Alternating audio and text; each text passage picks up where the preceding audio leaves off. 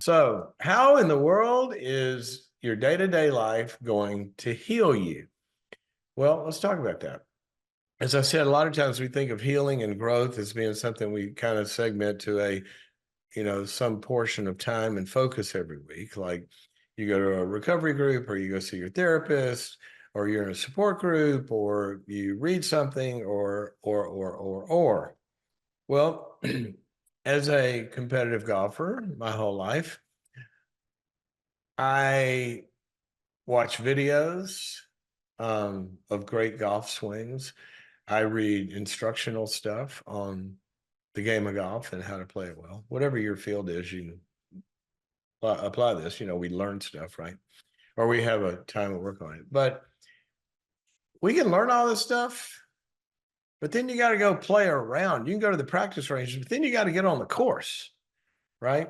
And you have to do it. And it's in the doing it that all the stuff we're reading about and learning actually begins to form and structure who you are.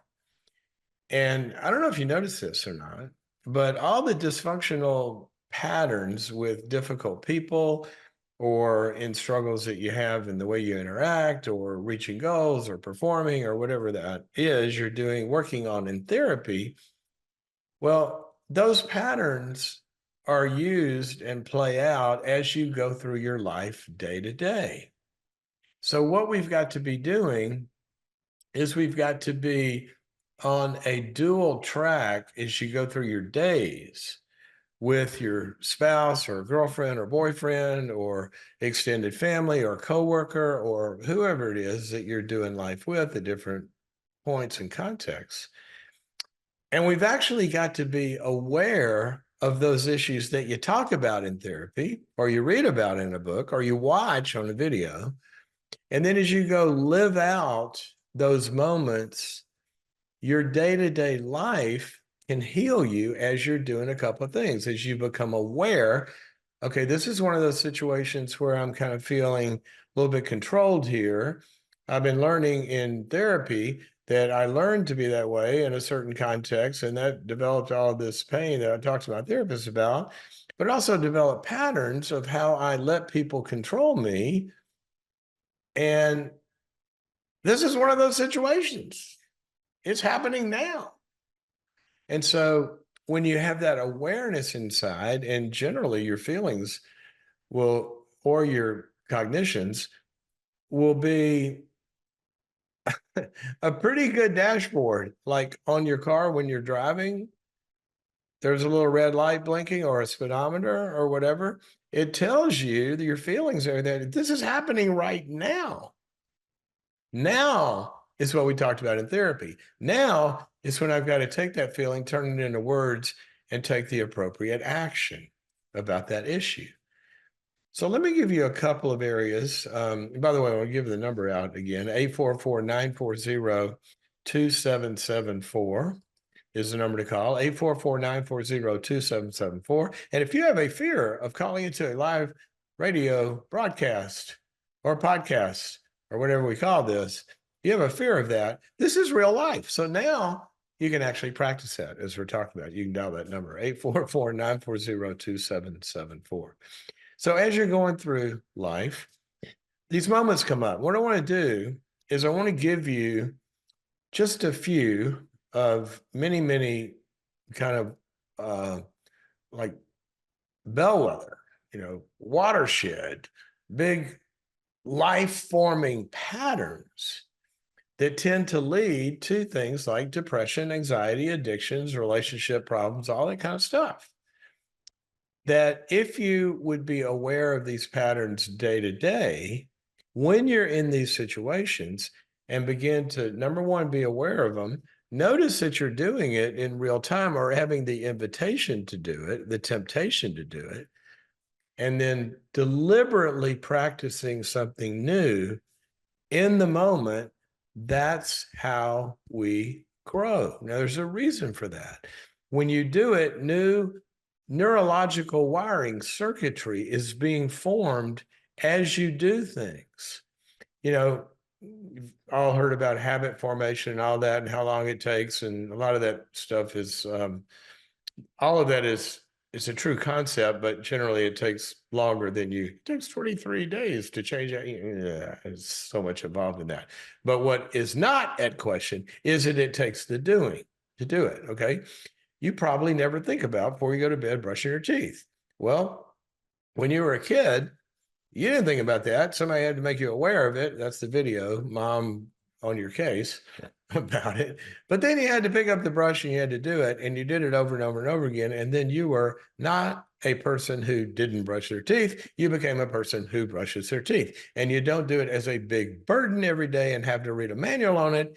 You have changed. One of the things when I went in the field of psychology that troubled me was a lot of the stuff out there was talking about coping, and we learn new coping mechanisms, which are very important as you're going through the process of dealing with anything. But I kind of decided I wasn't going to go into the field if that's all there was. But I felt pretty strong leading from God to continue down this field and learning more and more and more. And then I began to learn, no, you know, it's not always they got an eating disorder, so they've got to learn to cope with that for the rest of their life.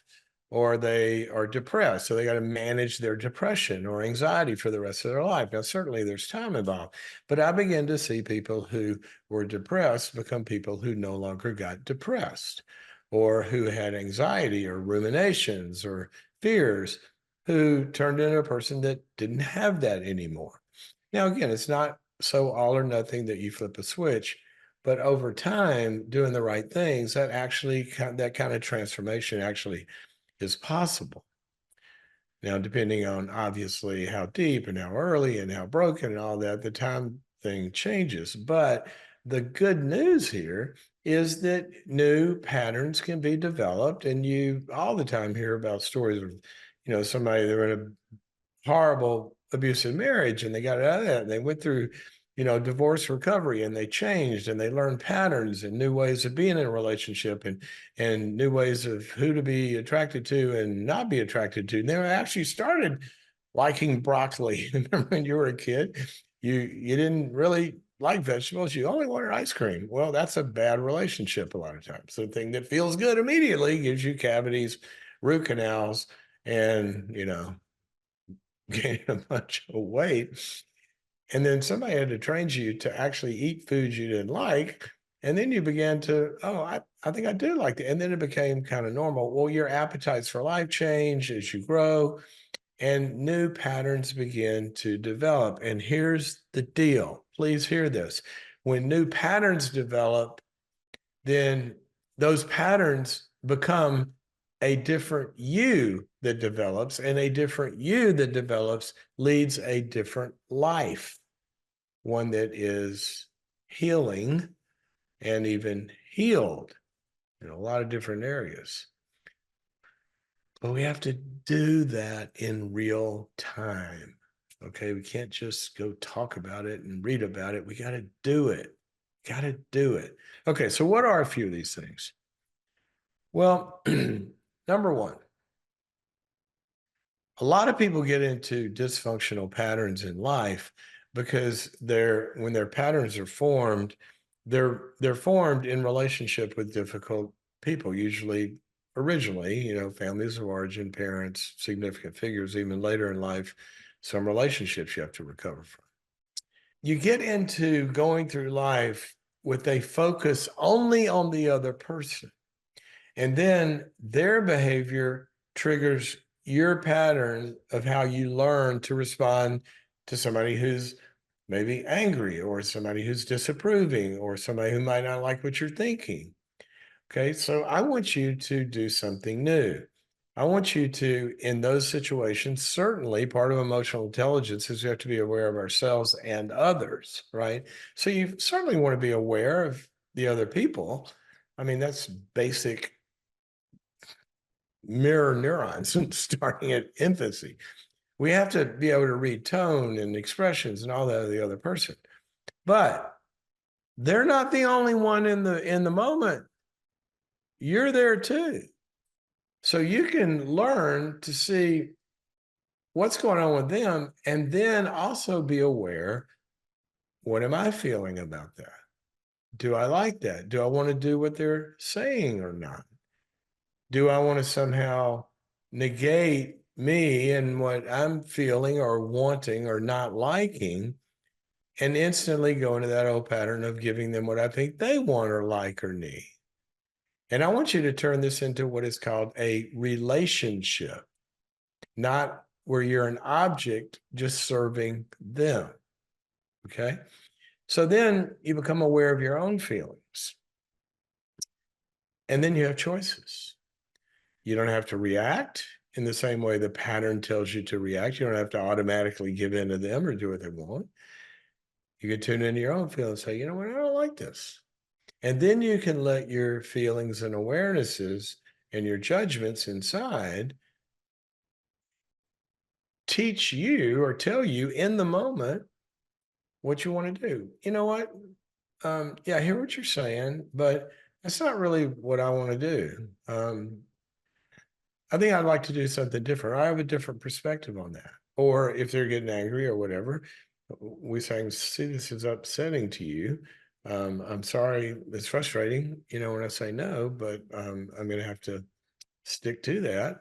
Hope you don't, hope that isn't too hard for you or whatever it is. You have choices, but you don't have choices until you become aware of yourself in the moment, not just the pattern of whatever.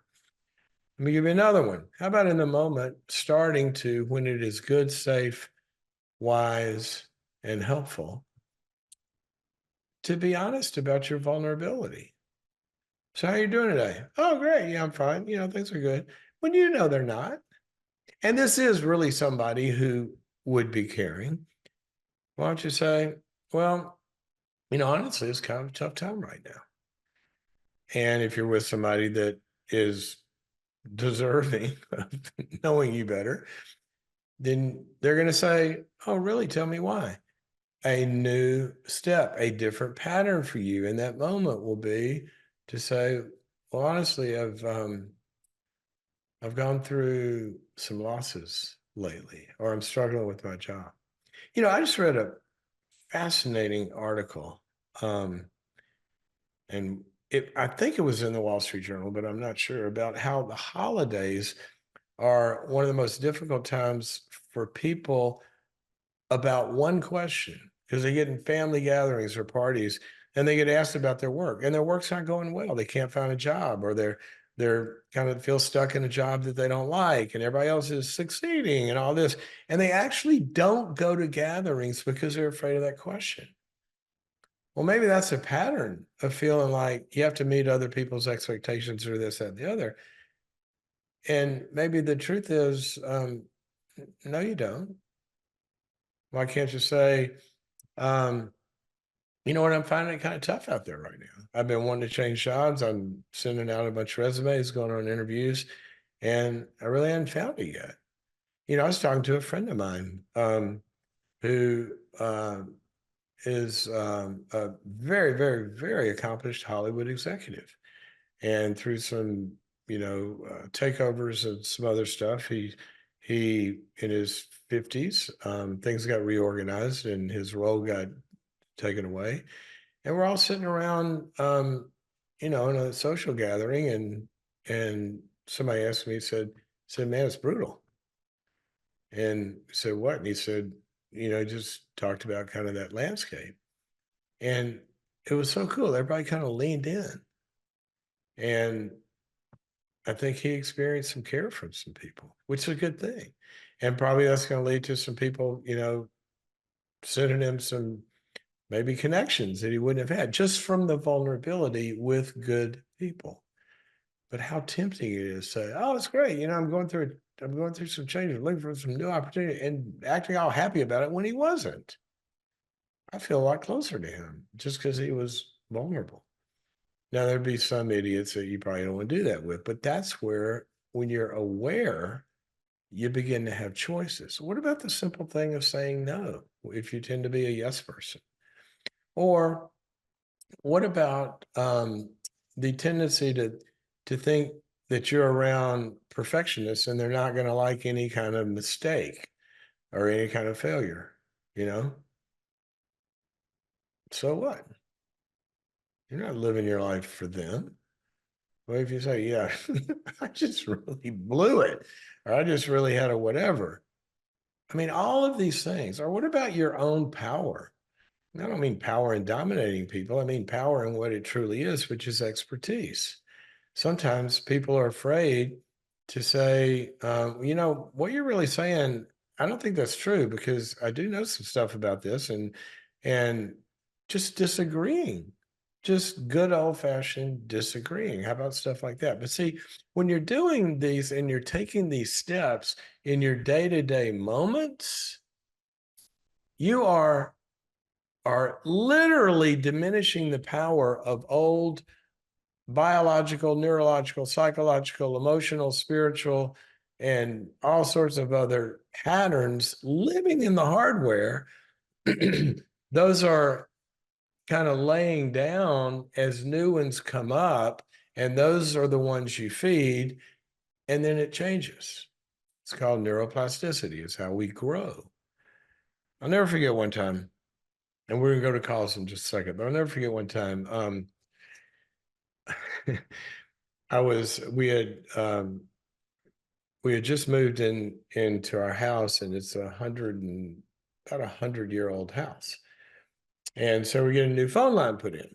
So we go down in the basement, and the phone guy's there, and he says, where's the phone system? So I took him down in the basement, and oh my gosh, it looked like beehives of spider webs of wiring. How many phone wires there were from 100 years in that house? And I go, oh my gosh, how do you find the right one? He goes, what do you mean? I said, well, you're hooking up a new, which one's the one that's hot? And he goes, oh, I'm not going to deal with all of that. I'm just going to string a new one in here. We're going to ignore all of that. I go, man, you ought to be a psychologist because that's exactly what people have to do is stop using the old wiring and lay down a new one. I said, well, don't you have to take all that stuff out? He goes, no, the system will just ignore it. It's just dead. Well, that's what your brain really does. I mean, memories don't necessarily go away. They just lose their power of these systems and these patterns as we don't hook them up to daily use. Besides, think if you use those old wires, what the static would be like from a 1920 something wire on a phone. Well, yeah, well, let's just look at some of our interactions. There's a lot of static that goes on. So that's it. I want you to use today in your day-to-day life to change.